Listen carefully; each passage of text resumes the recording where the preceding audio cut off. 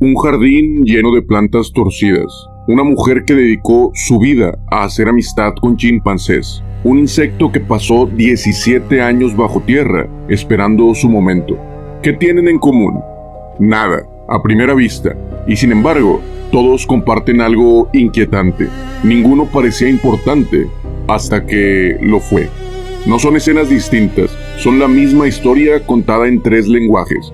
La del jardín habla sobre carácter, la de la mujer de coherencia, la del insecto de paciencia. En los 3 casos, nadie estaba buscando resultados rápidos, nadie estaba persiguiendo reconocimiento, nadie estaba tratando de llegar antes, solo había algo más silencioso ocurriendo, una vida formándose desde adentro. Porque este episodio no se trata sobre éxito, ni sobre felicidad instantánea, ni sobre llegar antes que los demás. Es sobre lo que pasa cuando no hay aplausos ni reconocimiento, cuando crecer no se ve, cuando florecer todavía no es una opción, solo es insistencia y esperanza. Aristóteles tenía una palabra para eso. No hablaba de suerte, no hablaba de placer ni de felicidad. Hablaba de vivir de acuerdo con lo que eres hasta que eso se convierta en carácter. A eso lo llamó la vida buena. Y si algo une a un jardín torcido, a una mujer sentada en silencio frente a un chimpancé y a una cigarra creciendo bajo tierra durante años, es esto. Lo que realmente importa casi nunca hace ruido mientras se está formando. Hola, gracias por llegar al jueves de Archivo 42. Este es el episodio 18, Eudaimonismo, el arte de florecer.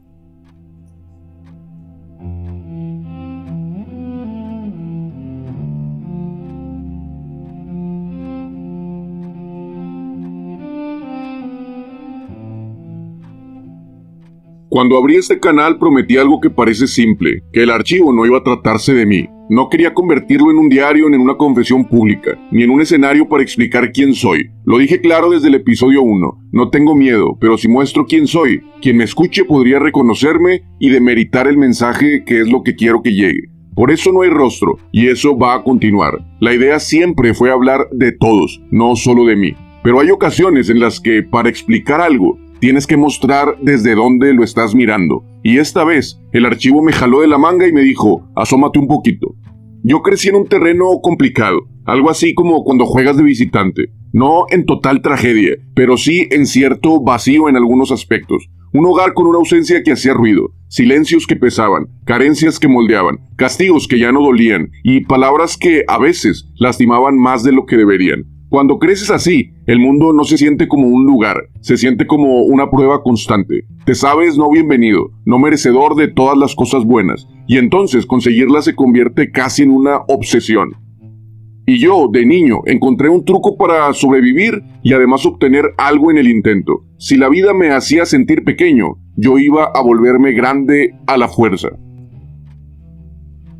Primero llegaron los deportes, la disciplina como una armadura, el cansancio como refugio. Después llegaron los títulos, los reconocimientos, los trabajos donde el aplauso duraba minutos y la ansiedad duraba días. Logré cosas grandes, cosas tangibles, cosas que desde afuera parecen éxito, felicidad y plenitud. Pero esa validación nunca llegó como la imaginé. Ni cuando la quería, ni como la quería, ni dónde la quería, ni de quién la quería. El niño que creció con ausencias se quedó solo con ellas. Y no hay nada que yo pueda hacer para devolverle lo que le faltó. Cuando me di cuenta de esto, en un momento tranquilo, sin bombos ni platillos, descubrí algo que no quería aceptar. Que nada de lo que conseguí llenaba lo que yo quería llenar. Que las ausencias no se esconden detrás de trofeos. Que las metas no te dan calor. Que los logros no te abrazan. Y lejos de consolarme, eso me abrió una grieta en el pecho en forma de muchas preguntas. ¿Cómo he estado viviendo? ¿Por qué? ¿Para qué? ¿Qué sentido tiene todo esto? Entonces miré alrededor y vi lo que desde hace tiempo había estado ahí. Las personas que llegaron, las que se quedaron, las que hicieron espacio para mí, las que me sostuvieron sin preguntarme si yo era el mejor. Ahí entendí algo que me tomó años nombrar. La plenitud no estaba en lo que alcancé, sino en quienes me acompañaban. No era éxito, era complicidad. Era silencio sin miedo. Era dejar de correr, Y entonces admití lo que me costó años, que yo también confundí felicidad con distracción, luces con brillo y movimiento con avance. No me quejo de la vida que me tocó, sé que crecí en tierra árida y aún así logré florecer. Pero no entendí lo que significaba florecer hasta que dejé de mirar hacia afuera, esperando una confirmación que nunca en la vida iba a llegar. Por eso existe este episodio, porque antes de hablar de filosofía, de Grecia, de virtudes y sistemas internos, tengo que decirlo sin rodeos. Yo también busqué la vida buena en el lugar equivocado.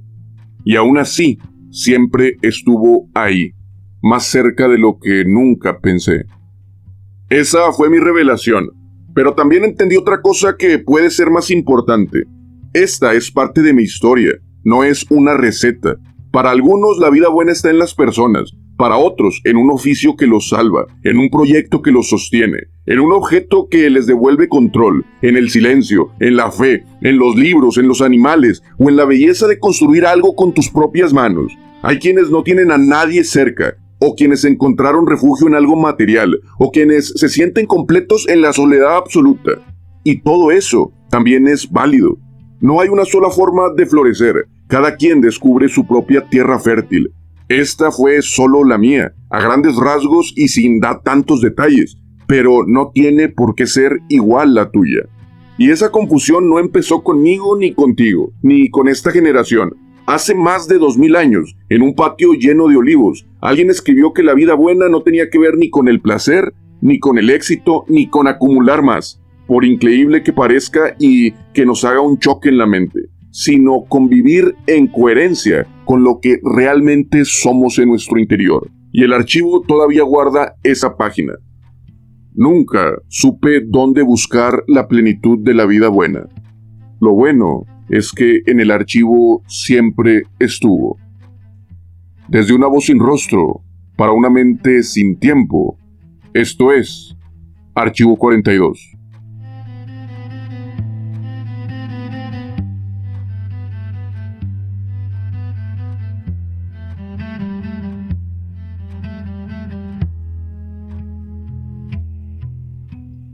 Hay algo que intuí y aprendí hace varios años, pero entendí realmente hasta hace poco. Las preguntas que más duelen, las de identidad, propósito, plenitud, no empiezan conmigo ni contigo, ni siquiera en nuestra época. El ser humano lleva miles de años preguntándose cómo se supone que se vive bien. No cómo tener éxito, no cómo ser feliz, no cómo llenar estos vacíos, sino cómo vivir bien.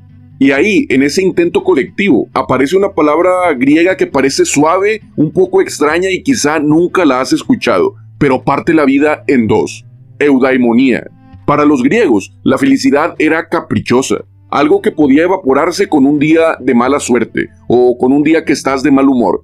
La eudaimonía es otra cosa: florecer sin esperar las condiciones perfectas, vivir con coherencia interna, convertirte en la mejor versión de tu naturaleza, aunque el entorno no te ayude en nada. Y uno de los grandes arquitectos de esa idea fue un hombre que caminaba en un patio lleno de olivos mientras un grupo de jóvenes le hacía demasiadas preguntas, todo el tiempo. Su nombre quizá lo has escuchado: Aristóteles. Él no hablaba de metas, ni de buena suerte, ni de tener más. Hablaba de ser más, pero ser más de ti mismo, de lo real, de lo que pesa, de lo que duele, de lo que castiga, de lo que no te deja tranquilo, pero también de lo que te sostiene. Para él, la vida buena no era un sentimiento, era un modo de ser. No un estado de ánimo, sino una forma de vivir. No dependía de si amanecías motivado, ni de si alguien te aprobaba, ni del trabajo que tuvieras, ni de si recibías un mensaje que te alegrara el día, ni de que mostraras en redes todo lo bueno que te estaba pasando. Dependía de esto: lo que haces repetidamente hasta que se convierte en parte de tu carácter, en la piedra angular de lo que eres, hasta que te define por completo. Hay algo que hoy suena difícil de creer, sobre todo en un mundo que vive contando likes. Aristóteles no lo diría con estas palabras exactas, utilizaría frases mucho más elaboradas, pero la idea es la siguiente: no eres lo que sientes, no eres lo que tienes, eres lo que haces una y otra vez hasta que se vuelve tu forma de existir. Y ahí viene lo más radical: no eliges la tierra en donde naces, pero sí eliges qué haces con ella. Si floreces, cómo floreces, o si decides que aún no es momento de florecer. Una imagen común es que los griegos veían la vida como una semilla que puede caer en tierra fértil, en piedra, en sombra, en un acantilado o en el mismo desierto. Lo que define si crece o no es el clima, es la fortaleza interna, la virtud, esa insistencia silenciosa que empuja a buscar la luz. Eso significa eudaimonía, crecer en donde estés, como puedas, sin pretender ser otro, sin esperar las condiciones perfectas. Y repito, no se trata de éxito, de felicidad ni de prosperidad. Se trata de florecer a tu manera, a tu tiempo, a tu forma y de acuerdo a tus posibilidades. Y ojo con esto porque importa. No te estoy hablando de motivación barata. No te estoy diciendo que si quieres, puedes. Ni que escuchar este episodio te va a cambiar la vida. Ni que florecer es sinónimo de éxito o abundancia, como te lo decía. La plenitud existe, pero no siempre es donde creemos que existe. Y casi nunca se parece a lo que la sociedad nos vendió. Aristóteles lo tenía claro, por eso entendió que la teoría no basta. Necesitaba a alguien que pudiera observar cómo funciona la vida cuando nadie le da instrucciones. Un discípulo silencioso, meticuloso, que decidió mirar la naturaleza para entender al ser humano, y el archivo todavía conserva una huella suya. Antes de estudiar al hombre, esta persona estudió la tierra, y ahí descubrió algo que seguimos olvidando.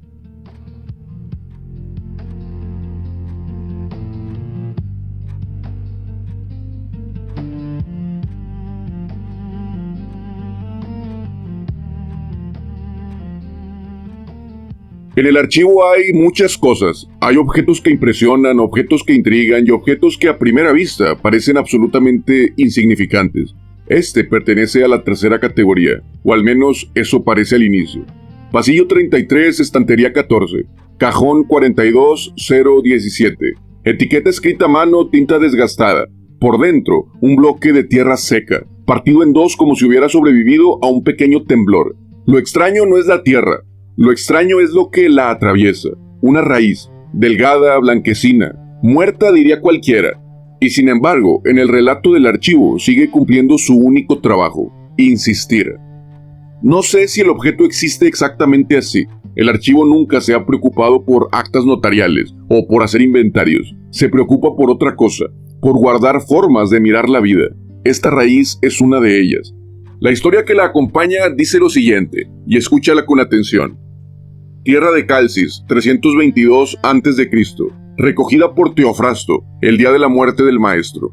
Su maestro era Aristóteles, y cuentan, porque algún alumno lo escribió con una mano temblorosa, que ese día, mientras el filósofo exiliado apenas podía hablar, alcanzó a señalar una pequeña planta brotando entre las losas del patio y murmuró: «Mira, incluso aquí se puede florecer». Como si la última lección no fuese un tratado, sino un gesto hacia el suelo. Teofrasto, que veía la vida con la paciencia de un botánico, se inclinó, tomó un puñado de esa tierra agrietada con la pequeña raíz adherida y la guardó, no porque tuviera un valor material, sino porque entendió el mensaje. No eliges en dónde caes, pero sí eliges qué hacer con ese lugar. La nota que el archivo conserva resume así la idea: que nadie te diga que la virtud necesita un suelo fértil. Basta con que la semilla sea fiel a su naturaleza. Lo demás, si ese bloque recorrió bibliotecas, monasterios o fronteras, quizá ya es una leyenda.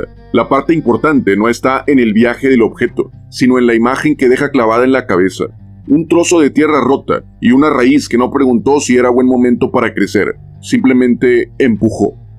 Esa es la huella de la eudaimonía. No una felicidad radiante, no un todo va a salir bien, sino una fuerza interna que, aún en suelo árido, decide avanzar 1 milímetro más. La persona que entendió esto mejor que nadie fue precisamente quien guardó esta memoria que te conté. Alguien que aprendió del mundo vegetal lo que después aplicó al mundo humano. Su nombre era Teofrasto, y lo que vio en las plantas todavía nos sigue explicando a nosotros. Cierra el cajón. Ahora vamos a caminar con él y ver lo que vio cuando empezó a estudiar las raíces, pensando que eran personas.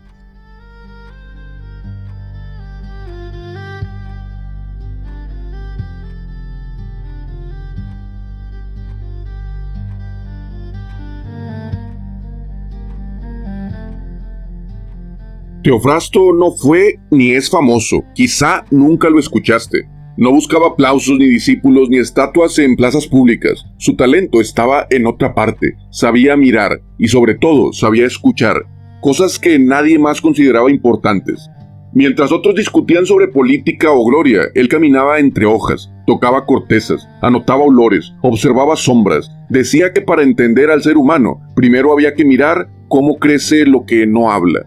Teofrasto no nació en Atenas, sino en la isla de Lesbos, rodeado de olivos, tierra salina y plantas que crecen más con terquedad que con permiso. Quizá por eso veía el mundo de otra manera.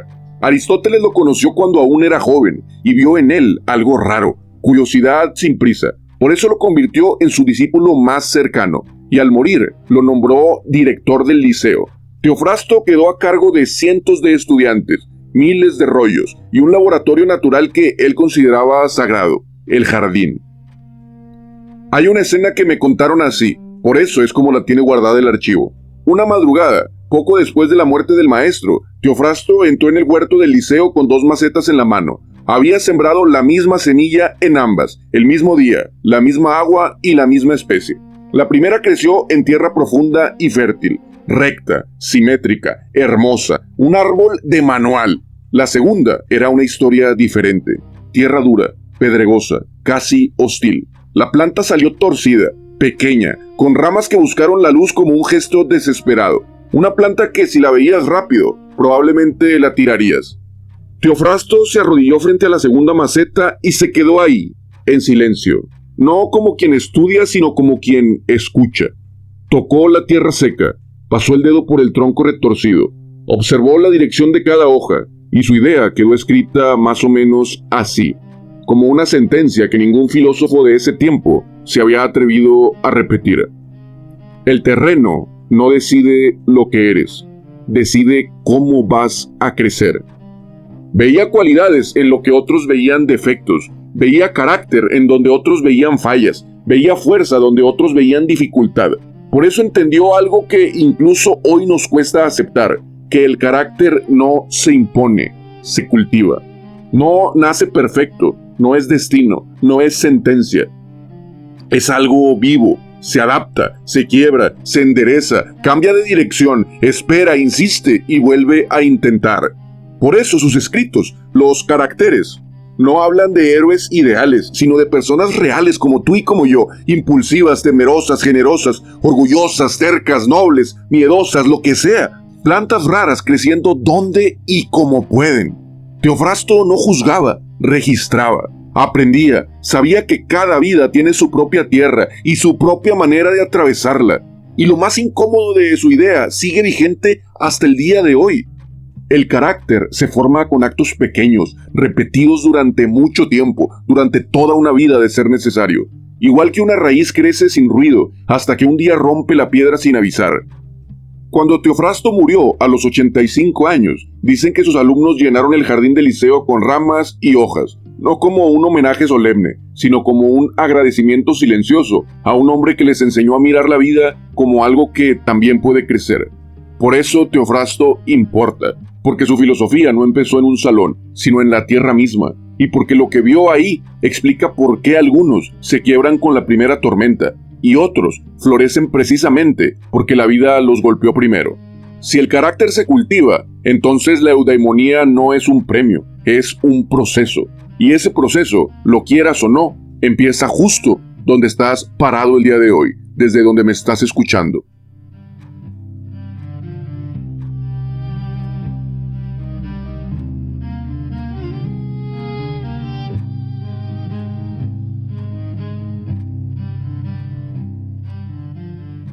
Existen libros que no te dan respuestas, te dan mapas. Y uno de los más precisos que he encontrado sobre la vida buena viene de un psicólogo contemporáneo que decidió hacer algo inusual. Poner a prueba con ciencia real lo que los antiguos habían intuido con el alma. Jonathan Haidt, de Happiness Hypothesis, o la hipótesis de la felicidad. Haidt tomó a Aristóteles, a Buda, a los estoicos y los llevó a un laboratorio sin despojarlos de la humanidad. Y lo que encontró es bastante inquietante y liberador al mismo tiempo. Muchas de sus ideas funcionaban mejor de lo que imaginamos, para sorpresa de nadie. Su metáfora central es simple y feroz. Tu mente es un jinete intentando guiar a un elefante. El jinete es tu razón. El elefante es tu historia, tus hábitos, tus miedos, tus impulsos más viejos que tu propio nombre. El jinete quiere florecer. El elefante quiere permanecer igual. No quiere que nada cambie. Ese choque explica por qué sabes lo que te haría bien, pero no lo haces. ¿Por qué deseas cambiar, pero repites lo mismo? ¿Por qué incluso logros enormes no llenan vacíos que vienen de otro siglo de tu vida? Querías amor y no te alcanzó. Querías el trabajo ideal y te cansó. Querías abundancia y nunca ha sido suficiente. La felicidad se vuelve una zanahoria frente al caballo, siempre ahí y siempre lejos. Sinceramente, Hyde no endulza nada. La eudaimonía no aparece por inspiración, aparece por entrenamiento. Aristóteles ya lo sospechaba. No somos lo que sentimos, somos lo que hacemos una y otra vez hasta convertirlo en nuestro carácter. Pero Hyde lo formula con una claridad que acomoda el pecho de un solo golpe. Como yo lo recuerdo, ya pasado en limpio y con filtros propios que mi cabeza pueda poner. Es que la vida buena no es un lugar al que llegas, es un músculo que se entrena. Y ese músculo necesita 3 cosas. La primera es coherencia interna, que lo que dices, haces y deseas no viva peleado en silencio. No exige perfección, exige alineación y dirección. La segunda es relaciones que sostienen, no cientos de relaciones, unas cuantas pocas, las que eviten tu caída cuando tú ya no puedas evitarla. La tercera es un proyecto que trascienda. No hablo de fama, no aplausos, algo que valga el esfuerzo aunque nadie te esté viendo. Para Hyde, la felicidad es un clima pasajero. La eudaimonía es la temperatura interna, lo que no depende del pronóstico exterior. Por eso es que cuando la gente recuerda los momentos más significativos de su vida, no habla de placer, habla de crecimiento, habla de plenitud, de haber hecho lo correcto cuando nadie estaba mirando, de dignidad, de raíces que te sostienen. Y cuando juntas lo que los griegos intuían con lo que la psicología confirma hoy, aparece una verdad que sostiene a este episodio como una columna silenciosa. La vida buena no se encuentra, se construye.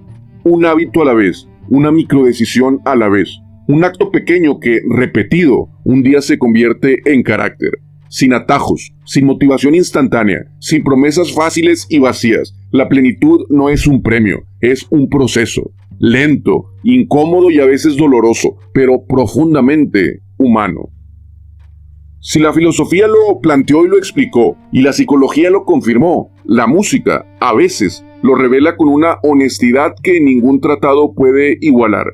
Y hay una canción que no habla de éxito ni de felicidad, sino de raíz, dignidad y resistencia interna. Vamos a escuchar el pulso que nos deja.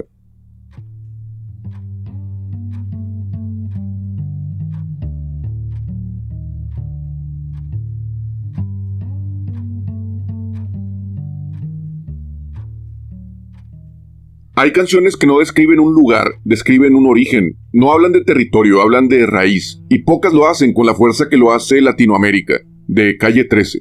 No es un himno, no es protesta, no es consuelo. Es una radiografía de algo que Aristóteles habría entendido sin traducción.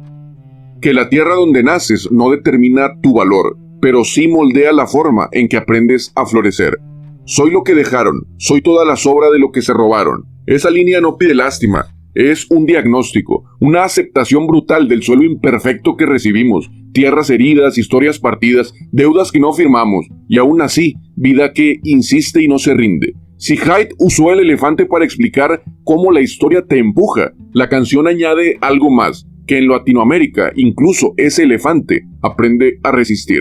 Que los impulsos viejos, las cicatrices profundas, las heridas heredadas, no solo pesan o duelen, también te sostienen, te orientan y te dan identidad. Luego la canción insiste, no puedes comprar y enumera varias cosas esenciales, con lo que te recuerda que lo importante no se presume, se habita. No es poesía ecológica, es filosofía encubierta. Un recordatorio de que lo esencial para vivir bien no se compra, no se presume, no se acumula, se habita, se vive. Tengo los lagos, tengo los ríos y empieza a enumerar cosas que pertenecen pero sin precio. Aire, tierra, cuerpo, sonrisa, compañía, como si dijera, esto también es riqueza. La plenitud no siempre viene de logros individuales, a veces viene de pertenecer a algo más grande que tú. de saber que incluso en un entorno injusto hay una dignidad interna que no negocia su identidad. Aristóteles lo llamó telos, la dirección natural hacia lo que empuja tu carácter cuando no lo distraes con ruido, ni con ilusiones prestadas o impuestas por lo que crees querer. Calle 13 lo canta de otra forma. La vida buena no siempre brilla, a veces solo resiste, a veces florece en silencio, a veces crece donde parecía imposible que lo hiciera. Porque Latinoamérica no es un continente en esta canción, es una metáfora de la eudaimonía, suelo desigual, historia tensa, manos vacías, y aún así, fuerza, aún así, dignidad, aún así, muchísima belleza alrededor. Y luego viene una línea que muchos pasan de largo por lo que quizás significa a simple vista, pero que es, para mi gusto, la más filosófica de todas. Soy todos los santos que cuelgan de mi cuello. Ahí, para mí, no solo habla de religión, también habla de pertenencia y de memoria, de raíces afectivas, porque en Latinoamérica los santos no son solo figuras sagradas, son los abuelos que ya no están, las madres cuyo cariño era más fuerte que su cansancio, los tíos que fallaron y aún así nos enseñaron algo, las promesas que se murmuran antes de dormir, las medallas que cuelgan del cuello no por devoción ciega, sino por amor a quien te las regaló. Son símbolos de los que la modernidad hace burla, pero que sostienen a millones sin hacer ruido. No te dicen en qué creer, te recuerdan de dónde vienes y quién te sostuvo cuando todavía no sabías sostenerte por ti mismo. Esos santos son la versión latinoamericana de lo que Aristóteles llamaba virtud encarnada, principios que se vuelven carne, memoria y carácter. Recordatorios silenciosos de la persona que estás intentando llegar a ser, de tu ejemplo de vida. Por eso esta canción no habla de felicidad, habla de vida interna, de una raíz que incluso si se rompe, puede decidir crecer, de un florecimiento que no pide permiso, lo mismo que enseñaba Teofrasto en su jardín. El terreno influye, sí, pero no determina cuál va a ser tu destino. Lo que lo determina es la fuerza que empuja desde adentro, eso que cuelga del cuello sin hacer ruido, pero cambia tu forma de caminar. Y aún así, por muy poderosa que sea esta verdad, a veces necesitamos una historia pequeña, un símbolo, algo que nos recuerde que florecer no siempre se siente heroico, a veces se siente difícil. El archivo guarda una historia, Jane Goodall. Acompáñame a escuchar sobre ella.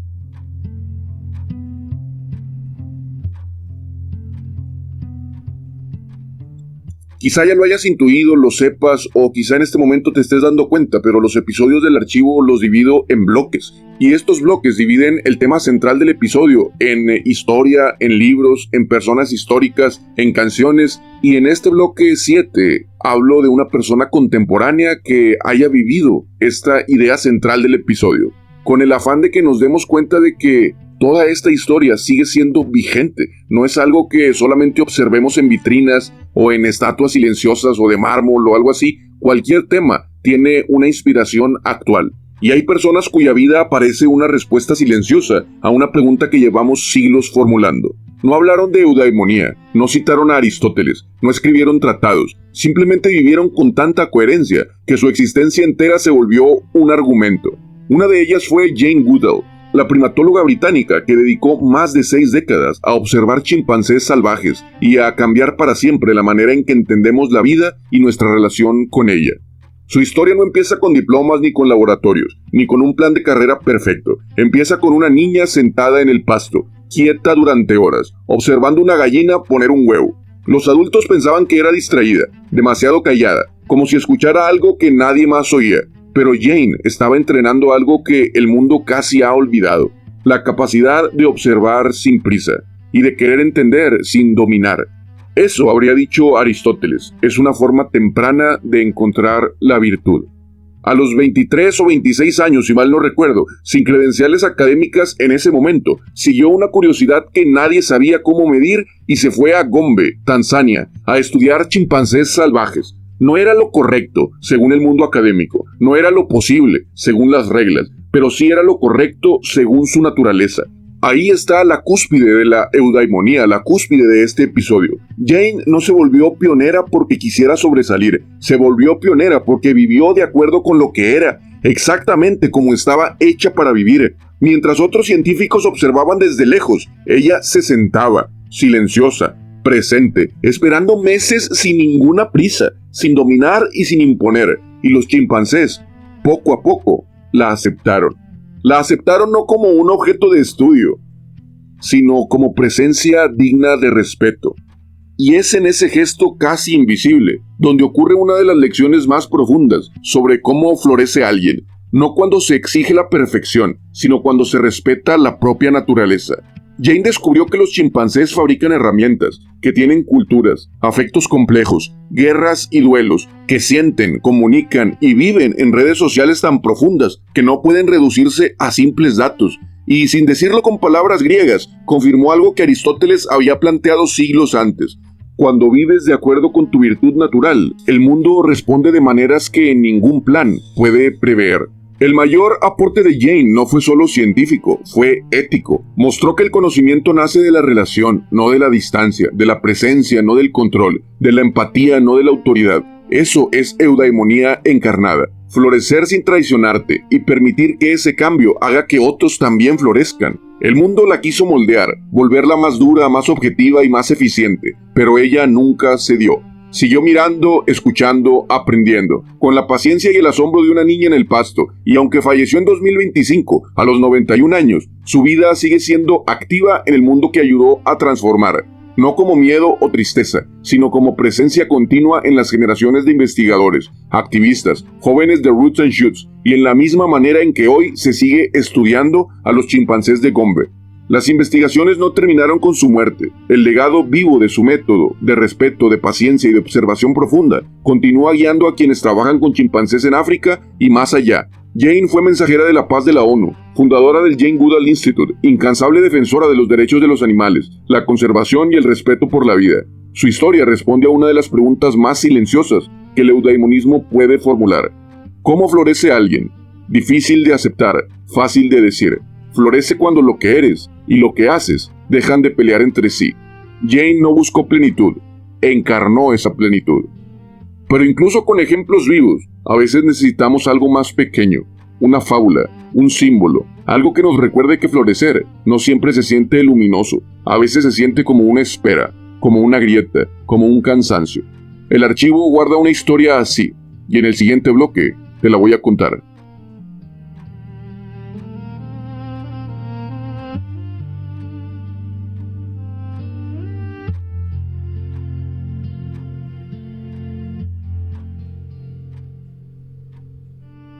El archivo está lleno de historias que no tienen nombre propio, no porque no importen, sino porque podrían ser la historia de cualquiera.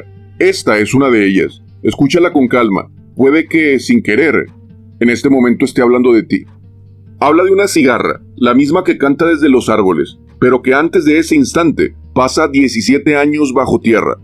Estos 17 años no son metáfora ni una exageración poética, es la historia real y biológica de algunos tipos de cigarras, y curiosamente, también el de muchas vidas humanas. La cigarra nace en la oscuridad, no ve el sol, no conoce el viento, no recibe ninguna señal de que algo vaya bien. Durante años es apenas una larva ciega, mordiendo raíces duras, arrastrándose por túneles húmedos, creciendo tan despacio que desde afuera parecería que no está creciendo en absoluto.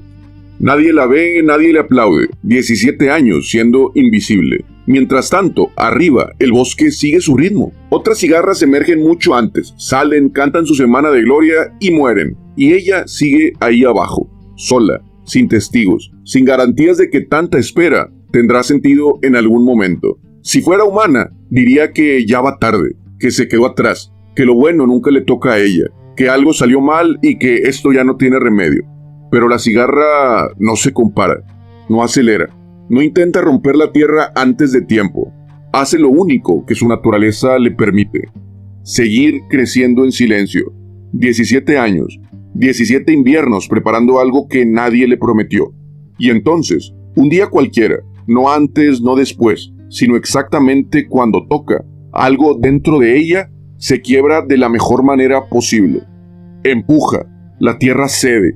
La luz aparece, la cigarra emerge, sus alas son torpes, su cuerpo es pálido, su canto no es el más bello del bosque y su apariencia tampoco lo es.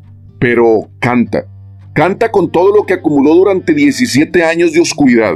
Canta no para ser vista, sino porque cantar es lo que ella es. Su vida bajo el sol dura muy poco, unas cuantas semanas, quizás solamente unos cuantos días. No salva al mundo, no cambia el bosque, no deja monumentos, pero su canto traspasa.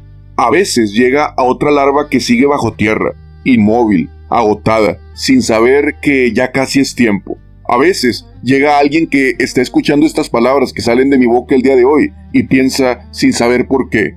Si la cigarra pudo esperar tanto, quizá yo también puedo.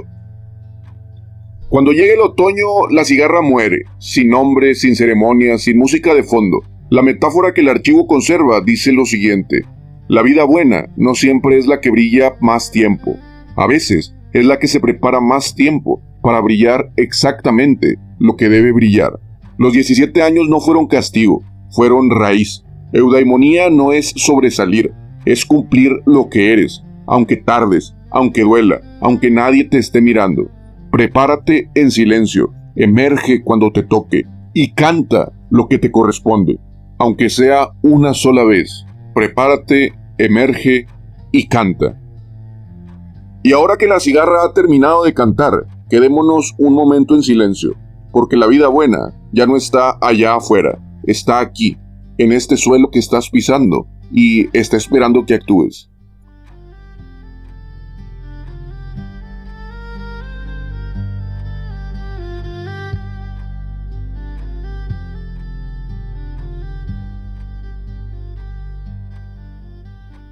Estamos llegando a la recta final de este episodio, ya escuchaste las piezas, ahora toca ver el dibujo completo. Todo lo que abrimos hoy apunta a lo mismo pero desde ángulos distintos. Un niño que confundió logros con plenitud y descubrió que lo que brilla hacia afuera no siempre calienta hacia adentro. Aristóteles caminando entre olivos, dejando una idea que sigue siendo incómoda. Vivir bien no es perseguir placer, éxito ni aprobación externa, sino vivir en coherencia con tu naturaleza más honesta.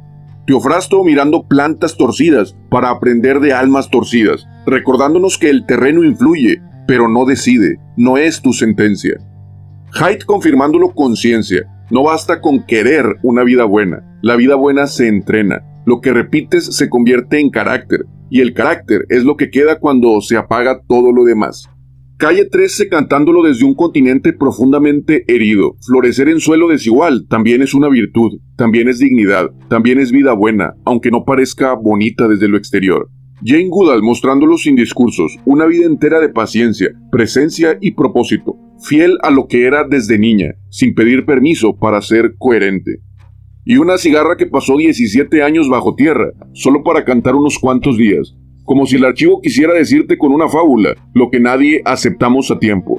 Hay etapas donde no estás atrasado, estás preparándote y echando raíces. Si juntas todo eso, quizá el objetivo medianamente se cumple. El episodio deja de ser teoría y se vuelve una pregunta que te mira directo. ¿Qué significa florecer para ti? No para Aristóteles, no para tu familia, no para el algoritmo, no para las redes sociales, para ti. ¿Qué es florecer? ¿Hacia dónde está tu vida buena? ¿Estás apuntando hacia ese lugar? Y no siempre se puede igual, ni al mismo tiempo, ni al tiempo de los demás. No todas las vidas se enfrentan al mismo terreno, y eso es una idea central de este episodio. Porque el punto del eudaimonismo no es vivir mejor según los estándares ajenos, sino vivir fiel a lo que eres de verdad. Y esa fidelidad casi siempre se nota en lo más simple, en lo que haces cuando nadie te está mirando. Por eso quiero dejarte estas preguntas. No estoy tratando de motivarte, no estoy tratando de corregirte, de regañarte, sino para alinearte un poco, despertarte si es posible. ¿En qué parte de tu vida ya no estás siendo tú, sino un personaje que es funcional? ¿Qué hábitos están construyendo tu carácter y cuáles lo están erosionando y dañando? ¿Cuál es la tierra en la que te tocó echar raíces y qué estás haciendo con esa tierra, aunque duela profundamente? ¿En qué etapa estás el día de hoy? ¿Oscuridad, raíz, tallo o ya cantando como la cigarra? ¿Sigues esperando que la plenitud llegue desde afuera, con una validación, con un éxito, con un momento que añoras? ¿O ya empezaste a construirla desde adentro?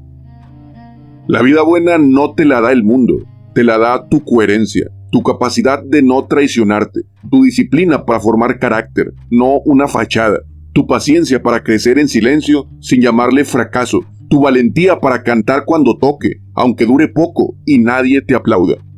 Aristóteles fue citado durante siglos por una razón que parece simple de mencionarla. Nos recordó que la plenitud no es casualidad, es práctica, es virtud, es coherencia, es raíz creciendo donde nadie la ve. Y si algo quiero que te lleves de este archivo el día de hoy, es esto: la vida buena no está lejos, no está en algún día lo voy a alcanzar, no está en otro país, en otro sueldo, en otro cuerpo, en otra pareja, en otra persona, está en la forma que eliges vivir cuando nadie te está mirando. Florecer no es suerte, es alineación y dirección. La pregunta ahora es sencilla y brutal.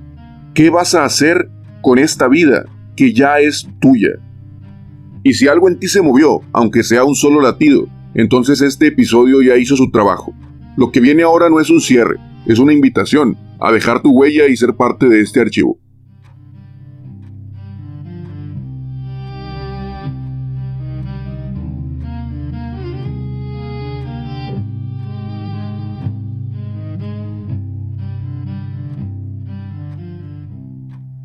Si llegaste hasta aquí, lo primero que quiero hacer es agradecerte profundamente por escuchar a un loco hablar de algún tema bastante extenso y ojalá espero que te hayas llevado algo bueno. Y ya que estamos solos, te confieso algo que casi nunca digo. No escribo estos episodios para tener razón, ni para sonar profundo, ni para sonar sabio, ni para llenar el silencio con palabras. Escribo porque eso es una parte de mi vida buena, de mi vida posible. Eso ocurre exactamente aquí. Cuando ordeno lo que pienso, cuando entiendo lo que viví, cuando abro el archivo y dejo que algo que nació en mí termine perteneciéndole a alguien más. Eso, más que validación, me da plenitud, me da orientación y alineación hacia mi vida buena. Intento que este proyecto no dependa del reconocimiento externo. Aún así, sería deshonesto ocultarlo. Leer lo que escribes, saber que esto llegó hasta alguien, que alguien me está escuchando en este momento, que alguien le encuentra utilidad y aplicación en la vida a lo que yo estoy diciendo, por supuesto que también me sostiene. No es por el número de vistas, yo sé que muy pocas personas me escuchan, no es por el algoritmo, sino porque confirma algo que Aristóteles entendió hace siglos, que nadie florece en soledad, florecemos en relación y en comunidad. Cada comentario, cada vez que compartes un fragmento, cada vez que envías este episodio a alguien que lo necesita, prolongas una conversación muy antigua que hoy, por alguna razón, está pasando a través de ti. Y eso, para mí, es más que suficiente. Porque aunque yo sea quien habla, cuando termino de grabar y escucho el episodio, ocurre algo curioso. Dejo de ser el narrador y me convierto en oyente. El archivo también me habla, también me cuestiona, también me ordena, me recuerda que sigo aprendiendo a no traicionarme cada día. Y si ese mismo efecto llega a una sola persona más, todo este trabajo ha valido la pena. Si algo de este episodio movió algo dentro de ti, aunque sea 1 milímetro o un latido, te invito a dejar una palabra, a compartirlo, a enviarlo a alguien que quizá todavía está bajo tierra, en esa etapa silenciosa donde parece que nada florece. Puede que esa persona necesite escuchar esto el día de hoy. Nos encuentras como Archivo 42 en YouTube, TikTok, Instagram y Spotify. Trato de actualizar todas las redes sociales, aunque sinceramente a veces me atraso. Cada espacio guarda un eco distinto, pero todos nacen del mismo lugar. Con esto cierro yo, pero el archivo siempre tiene la última palabra. Acompáñame a escucharlo.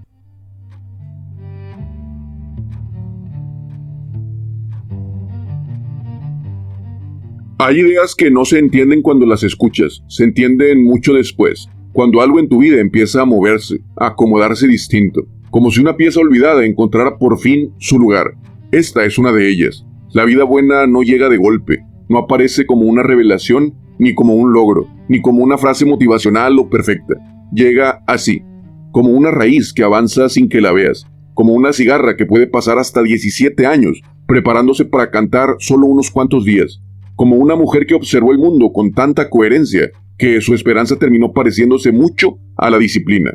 Llega cuando tu carácter y tu naturaleza por fin dejan de pelear. Eso fue lo que Aristóteles intentó decirnos mucho antes de convertirse en una estatua. Y eso es lo que sigue respirando hoy, que la plenitud no se persigue, se cultiva todos los días. Un gesto a la vez, un hábito a la vez, un acto fiel a lo que eres, incluso y sobre todo, cuando nadie te está mirando. Si algo de este episodio se quedó contigo, si dejó una grieta, un eco o una pregunta, no intentes cerrarla de inmediato. Las preguntas que incomodan son, A veces, las únicas capaces de abrir una vida distinta. Archivo 42, donde la vida que crece en silencio puede convertirse en su forma más alta de florecimiento. No lo dije todo. No me creas nada. Tal vez este archivo no era para abrirse el día de hoy, pero guárdalo cerca, por si mañana lo necesitas. Nos escuchamos en el próximo archivo.